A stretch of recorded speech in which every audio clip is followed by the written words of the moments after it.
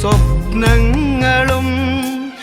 ഇനി എൻ്റെ ഓർമ്മയിൽ വിശ്വപ്രപഞ്ചത്തിൽ ഇനി എൻ്റെ ശൂന്യത ഒന്നു മാത്രം.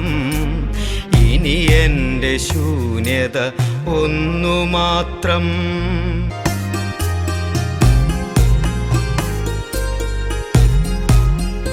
മാനസേ ഓർക്കുക, മായാപ്രപഞ്ചത്തിൽ മായുന്നതെന്തെന്ന നഗ്നസത്യം. കാലം കടന്നെത്തിയെത്തുന്ന നേരത്ത് കാലം ചുമന്നു